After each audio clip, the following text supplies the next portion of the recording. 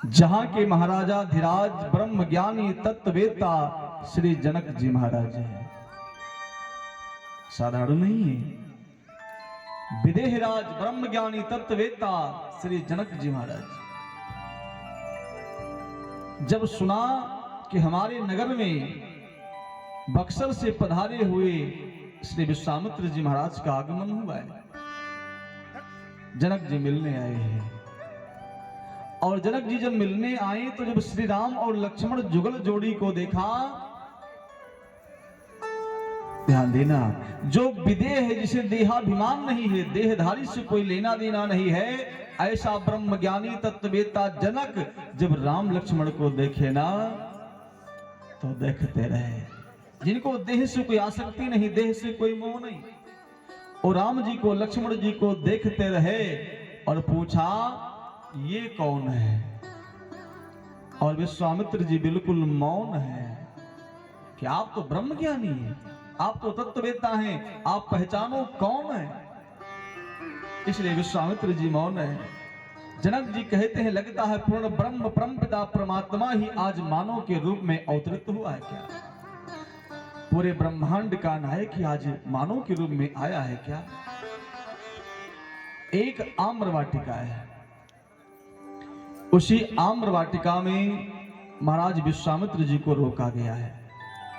राम लक्ष्मण के साथ रुके, और रुकने के बाद राम जी के मन में एक विचार आया कि क्यों ना नगर का दर्शन कर लूं।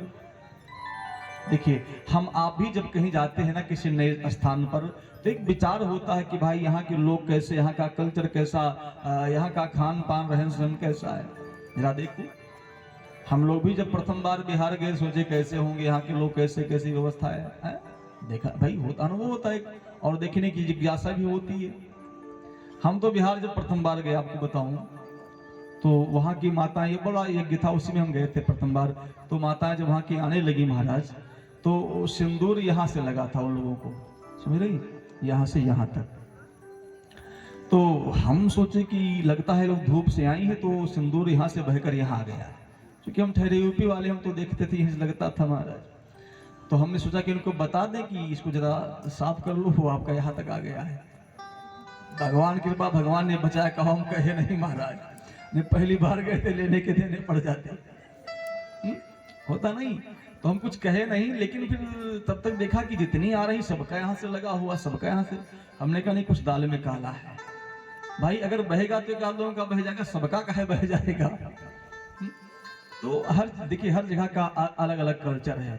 महाराष्ट्र में जब प्रथम बार कथा करने गया तो हमने कहा बैठो, सब खड़े रहे। हमने कहा बैठ जाओ भैया, सब खड़ा रहा। आयोजक आया, कहा गुरु जी बैठो। हम कहा भाई लोग बैठ ही नहीं रहे। उसने कहा सगड़े बसा, सब बैठ गए। हम कहे हे भगवान।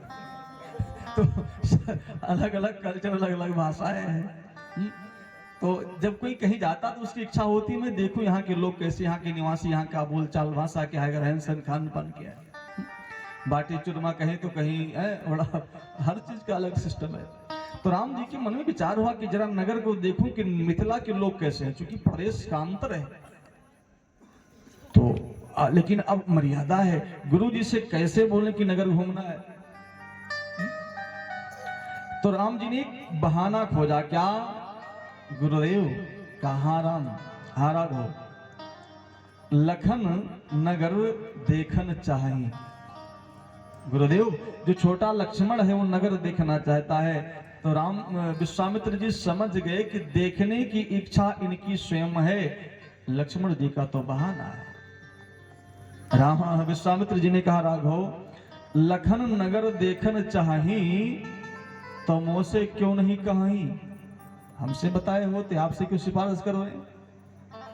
समझ गए विश्वामित्र जी की ठीक है, कहो जाओ कोई बात नहीं, जाओ नगर देख करके आओ। लेकिन राघव एक काम करना है।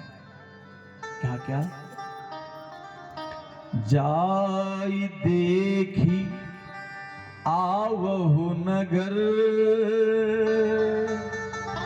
सुखन धान दो भाई।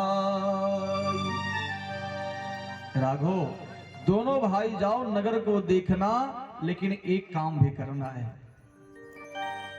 कौन सा काम गुरुदेव?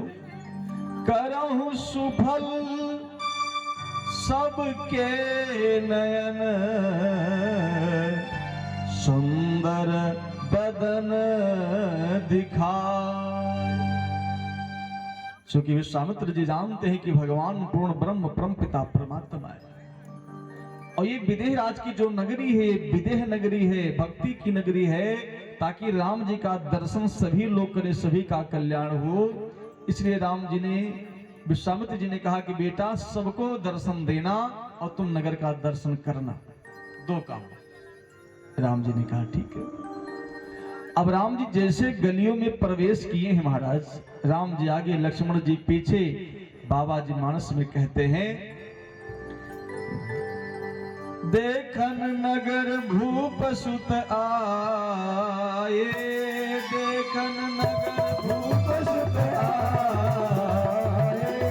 समाचार पुरवासिन पाए, समाचार पुरवासिन पाए,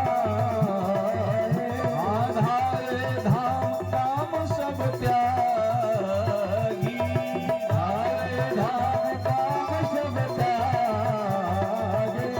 मनहु रंक निधि लूटन लागी, मनहु रंक निधि लूटन लागी, मनहु रंक निधि लूटन लागी,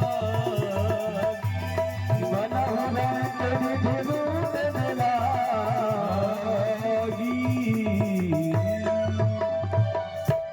जैसे सुना मिथिला के लोगों ने कि देखन नगर भूप सुत आए, दो राजकुमार मेरे नगर में आए हैं। लोगों ने क्या किया? धाये धाम काम सब त्यागी। जो व्यक्ति जिस काम को कर रहा था, सारे काम का त्याग कर दिया और राम लक्ष्मण के पीछे लोग दौड़ पड़े। देखिए, काम तो रोज करना है, काम जब तक जिंदगी है, काम से फुर्सत नहीं है महाराज। जब व्यक्ति बूढ़ा होता है ना, तो वो और काम काम कर चिल्लाता है। जो जवानी भर खूब खाया ऐस क्या, बुढ़ापे में वो भी काम करने का प्रयास करता है, कितना बना दो बेटे के लिए। तो काम से फुर्सत नहीं है, इसलिए काम के बीच में राम से भी संबंध बनाना चाहिए। सारे नगर के निवासियों ने काम को वही विराम दे दिया कि नहीं, राम रोज नहीं आएंगे, काम तो रोज करना है। और लोग दौड़ पड़े। जो छोटे मोटे बच्चे हैं ना, वो भगवान के आगे पीछे दौड़ते हैं। भगवान छोटे बालकों को छोटे बालक की तरह सुंदर दिखते हैं। युवा वर्ग है, वो भी भगवान के आगे पीछे चलता है। और जो बूढ़ी माताएं हैं भैया ना, ये भी घर से निकली राम जी का दर्शन करने के लिए। ध्यान देना, बच्चे भगे, युवा भगे, बूढ़ी माताएं भगी, बचा कौन? घर में कौन बचा? बहुए बचे। कौन बचा? बहुए। सास ने बहू को घर के अंदर लॉक कर दिया, कहे खबरदार घर से पैर बाहर निकाले, मैं जा रही हूं राम जी का दर्शन करने, घर से बाहर मत निकलना। अच्छा, आप दिल से बताओ कि राम जी बच्चों को अच्छे लगते हैं, जवान भाई को अच्छे लगते हैं, बूढ़े को अच्छे लगते हैं, तो क्या बहनों को अच्छे नहीं लगते हैं? उनको भी दर्शन करना चाहिए ना। लेकिन सास का मतलब क्या होता है? सास का माने क्या होता है? सास का मतलब क्या होता है? सास का अर्थ होता है जो बहू का सांस ना लिए दिए वो हुए सास। हमेशा टाइट। उन्हें क्या बोलते हैं? सास। जो सांस ना लिए थे महाराज के, सांस ले दुर्लभ क्या है? बुढ़िया। लेकिन है ये कथा पुरानी है, आज के नहीं है महाराज। पहले की सास होती थी। पहले जब बिटिया का गौना जाना होता था तो 1 माह पहले से वो रोती थी महाराज, पकड़ पकड़ सबको। क्यों? कि न जाने सास कैसे मिल जाए। हे, आज तो सास रोती है, न जाने कैसे बहू मिल जाए। समय बदल गया महाराज, समय बदला कि नहीं बदला? पहले सास टाइट रहती थी, बहू रोती थी, सास के न कैसे ताड़का मिल जाए कि सुरसा मिल जाए। लेकिन आज सास पहले रोती ही न जाने कैसे बहू मिल जाए। पता नहीं कितनी मुझसे मिली, कहा गुरुजी कोई गांव की कन्या हो विवाह करा दो, मैं 1 पैसा दहेज नहीं लूंगी, वो सेवा करे, रोटी चपाती बना के खिलाए। समय बदला, जगत परिवर्तनशील है। आजकल की सास रोती है महाराज, और सत्य ही है हो है। जब बहू आती है ना तो सबसे पहले क्या करती है? सबसे पहले सास के दोनों पैर को पकड़ा, उठाया कि तुम्हारा पैर घर से उठा, हमारा पैर जमा, गेट आउट, अब जाओ मढ़ा देखो जाए। होता नहीं है। जो वीआईपी कमरा होगा घर में, उसमें बहू रहेगी, और बूढ़ा कहां चले गए? मढ़ा। कल तो नहीं बोल रहा हूं, उठा दिया पैर कि उठा से मेरा पैर जमा। तो आज सास, देखिए हर रिश्तों का अलग अलग अर्थ है। मैं बहुत कुछ बताऊंगा, लेकिन आप लोग गरीब नहीं करते, आते हैं तो 10 बजे, तब बंद का टाइम हो जाता है। सास का अर्थ आप लोगों को पता चल गया ना। अब एक होता है पति। क्या होता है?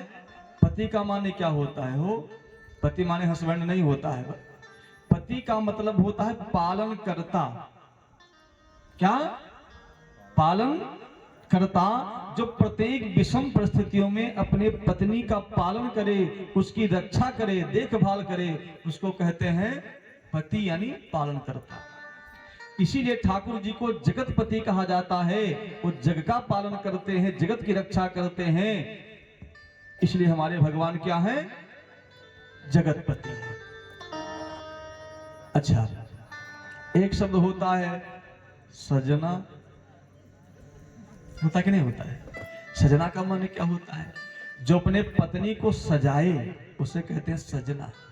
जो साड़ी मार्केट में लॉन्च हो, नेट पर देखें, तत्काल क्या बोलते हैं जो अब मंगाया जाता है नेट से, ऑनलाइन सीखना पड़ेगा। वो ऑनलाइन तत्काल बुक हो गया, साड़ी घर पे सुबह आ गई, उसको कहते हैं सजना। जो सजाए, जो साड़ी लॉन्च हो, जो चप्पल लॉन्च हो, हमारा सैंडल वो आ जाए घर में, वो सजना है। और एक शब्द होता है बलमा। क्या होता है? जो 24 घंटा बलबल बलबल करे। यहाँ से आए तो 2 घंटा, हो से गए तो 2 घंटा, उनको कहते हैं बलमा। फिर कहा बलबलाना हो। सारे रिश्ते का महाराज अर्थ है। एक शब्द होता है ननद। अपने गांव भाषा में बोलते हैं नंद। बोलते नंद का मतलब क्या होता है? नंद का मतलब जिसके आने से आनंद चला जाए ना आनंद।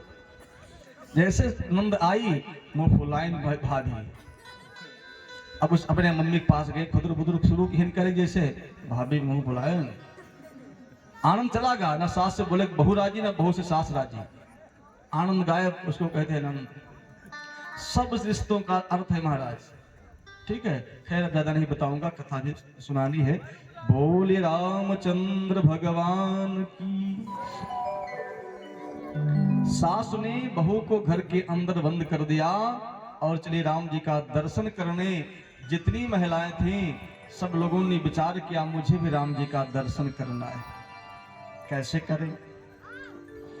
सारी बहनें अट्टालिकाओं पर चढ़ गईं कि हमारे गलियों में जब राम जी आएंगे तो हम उनको निहार के दर्शन कर लेंगे। और जैसे राम जी लक्ष्मण जी गलियों में प्रवेश किए ना, तो वहां की देवियों ने भगवान के सर पे फूल फेंका है। ध्यान देना, क्या डाला है? फूल। लक्ष्मण जी ने कहा भैया, हाँ लक्ष्मण, देखो देखो ना, मिथिलानियां कितनी भोली हैं, कितनी अच्छी हैं, हम सबका स्वागत पुष्प से करती हैं। राम जी ने कहा ये विदेह राज की देवियां हैं लक्ष्मण। कहा तो फूल फेंकने का अर्थ क्या है, जरा ध्यान दीजिए। पहली बात तो फूल फेंकने का अर्थ होता है स्वागत करना। आपके द्वार पर कोई आए तो उसका स्वागत आप फूल से करिए। कुछ लोग कहा गांव में कि हे तुम्हारा स्वागत फूल से नहीं, तुम्हारा स्वागत लाठी से कर दे। स्वागत ही है, लेकिन स्वागत फूल से होता है, होना भी चाहिए।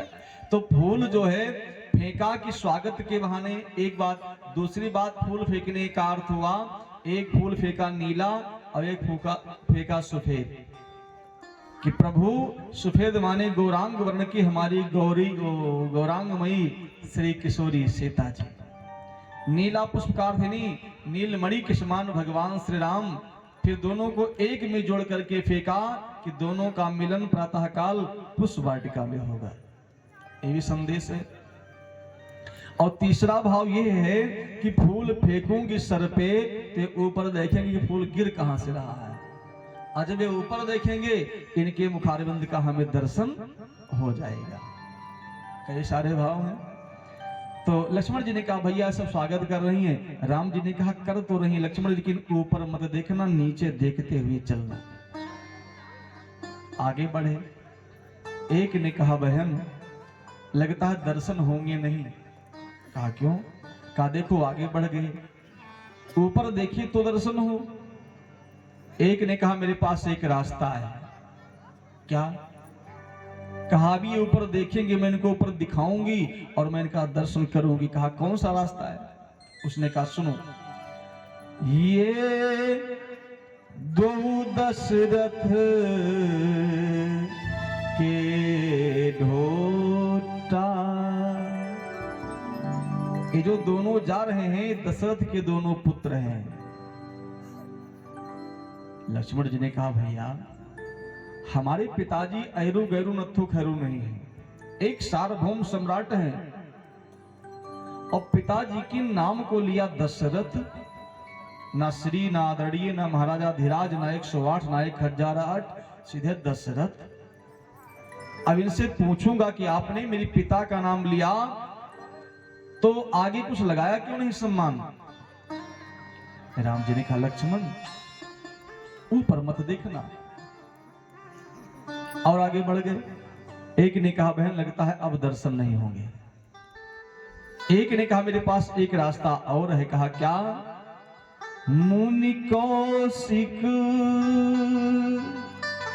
मख के रखवार। जानती है ये जो दोनों जा रहे हैं विश्वामित्र के यज्ञ की रक्षा करने वाले यही दो लोग हैं। लक्ष्मण जी ने कहा भैया अब ऊपर देखने से मत रोको, चूंकि पिताजी के नाम को लिया श्री नहीं लगाया, चलो मैं सहन कर लिया।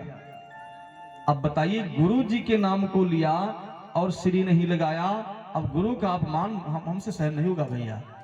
अब मैं ऊपर देखूंगा, इनसे जरूर पूछूंगा। राम जी ने कहा लक्ष्मण ये भक्ति की नगरी है और भक्ति की नगरी में जब हम चलते हैं ना तो सर को उठाकर नहीं चलते हैं बल्कि सर को झुकाकर चलते हैं। एक बात बताऊं, आप करोड़ों की कोठियों में प्रवेश करिए महाराज, लेकिन आपका सर नीचे नहीं झुकेगा। कि झुकेगा? नहीं झुकेगा।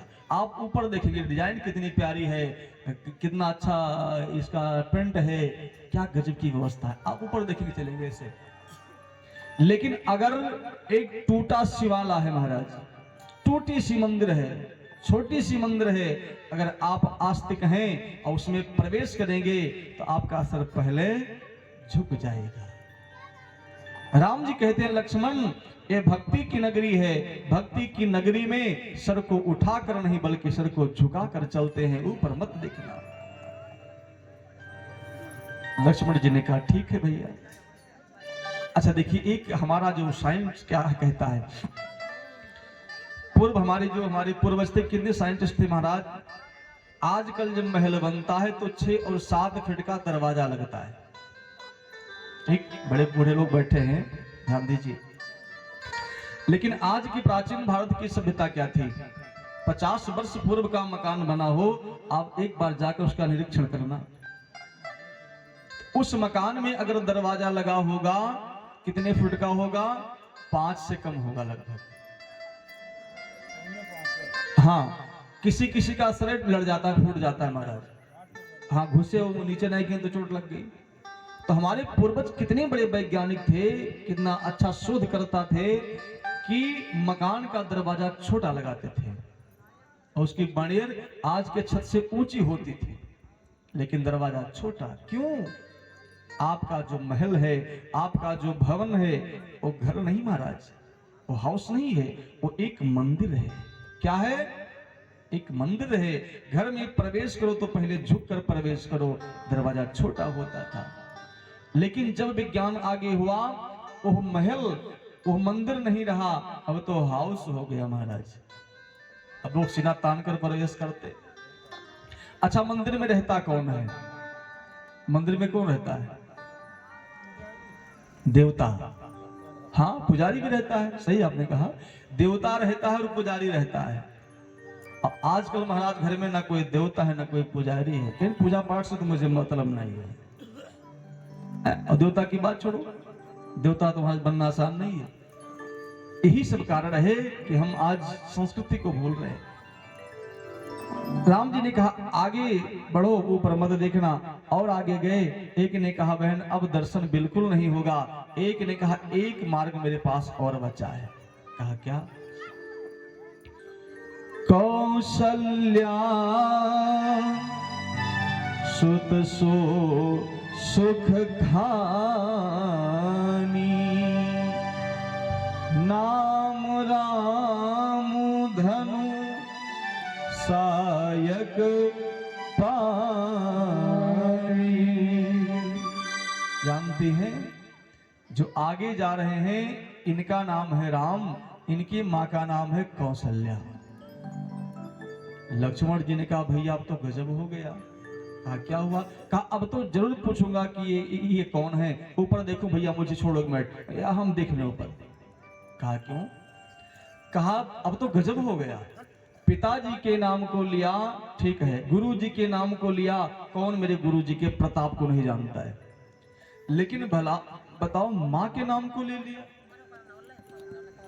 देखो, मां के नाम को लोग नहीं जानते थे पहले समय में ये माताएं नाम को छुपाया करते थे। आप बूढ़ी माताओं से पूछो, उनका नाम कोई नहीं जानता था। आजकल नाम हर व्यक्ति का जानता है। क्यों? आजकल नाम में लेकर लोग पुकारते हैं, होता नहीं, एक नया फैशन चला है। लेकिन पहले की जो माताएं होती थी वो नाम को बहुत छुपाती थी। जाए सुई लगवाने ना अस्पताल में, तो डॉक्टर पूछे नाम क्या है, तो नाम रहा कलावती, कहे संपता लिखी दो, संपता। होता नहीं था, नाम कुछ और लिखा दे कुछ और। लेकिन आपको बताऊं आजकल नाम नहीं छुपता है। क्यों? आजकल पति चाहे पत्नी नाम भुलाया जाए, ससुर चाहे भूल जाए, लेकिन प्रधान जी को सबके पत्नी नाम मालूम है, कितनी वोटर आईडी है, कितने वोटर वाले हैं, सबका नाम, Aadhaar card, voter ID, bank passbook, इतनी महाराज डिग्रियां हो गई, इतने कागजात हो गए, अब तो नाम हर व्यक्ति जानता है। उस समय नाम लोग छुपाते थे। तो लक्ष्मण जी ने कहा भैया यहां मां के नाम को लोग ले रही, इसका मतलब मां के नाम के वही लोग जानते थे जो मायके के लोग होते थे। नानी, मौसी, मामी, यही मां के नाम को जानती थी। तो यहाँ ऐसा कौन है, इनसे पूछो कि तुम मामी लगती हो कि नानी लगती हो कि मौसी लगती हो, नाम कैसे जान गई? तो राम जी ने कहा नहीं लक्ष्मण, बस नीचे देख कर चलो, आगे ऊपर मत देखना। और आगे बढ़े। एक ने कहा बहन अब दर्शन नहीं होंगे, सारे प्रयास फेल हो गए, अब हार मान लेनी चाहिए। एक ने कहा अभी हार नहीं मानूंगी। कहा अब क्या करोगी? कहा एक रास्ता और बचा है। कहा क्या? लक्ष्मण नाम राम लघु भ्राता, सुन सखिता सुमित्रा। जो ये पीछे है ना गोरे गोरे, इनका नाम लक्ष्मण है, इनकी मां का नाम सुमित्रा है। लक्ष्मण जी ने कहा भैया अब तो हद हो गई, बड़ी माता के नाम को जान गई, चलो भाई लिखा पढ़ी में बड़ी माता का नाम आगे होता है, लेकिन छोटी मां के नाम को समझ गई, इसका अर्थ भैया मामी या मौसी जरूर होगी, अब मैं इससे जरूर बात करूंगा। और सत्य भी यही था। सुमित्रा जी का जो मायका था वो बिहार में, जिसको आज हम गया जिला कहते हैं, जहां लोग गया जी करने जाते हैं, पिंडदान करने जाते हैं, उस गया में हम लोग कथा, राम जी की राम कथा हुई है इस दास के द्वारा, तो गया में ही मायका था सुमित्रा जी का। अब सहेलियां दर्शन करती हैं और कहती हैं हे राघव थोड़ा धीरे से चलो ना, ताकि आंखें आपका दीदार करती रहे। बड़ा सुंदर गीत है ये, हम सुनते हैं। सहेलिया कहती है राघो, हो राघो धीरे चला तू ससुराल गलियां, राघो धीरे चला ससुराल गलियां, राघो धीरे चला तू ससुराल गलियां।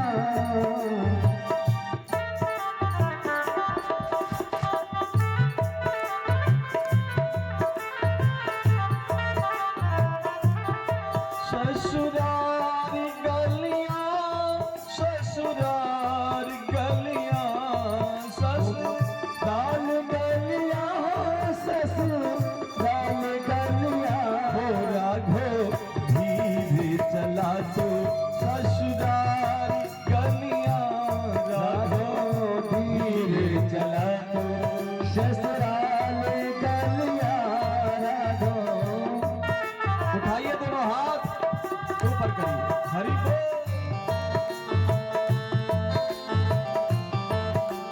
जय श्री राम।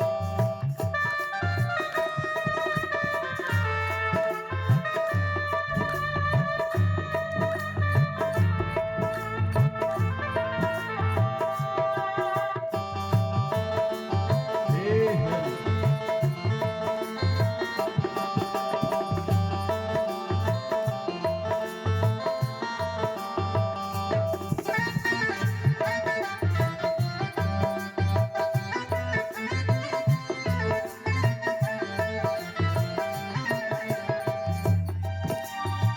मिथिला की सब नारी नवेली, मिथिला की सब नारी नवेली। मिथिला की सब नारी नवेली, मिथिला की सब नारी नवेली। मोहित छवि लखी रंग रलिया, मोहित छवि लखी रंग रलिया, राघो धीरे चला तू ससुराल गलियां, राघो धीरे चला तू ससुराल गलियां, राघो धीरे चला। हरि बोल।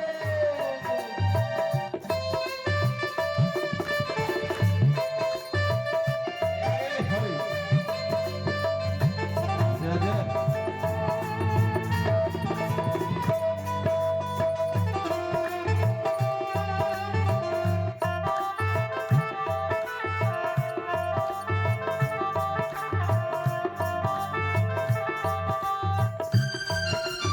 हे हरि।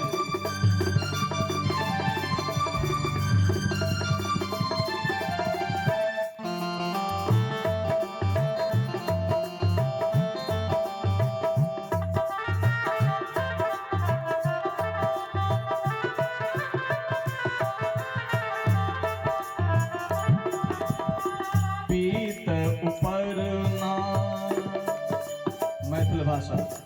उपरना माने अंग वस्त्र, पटका।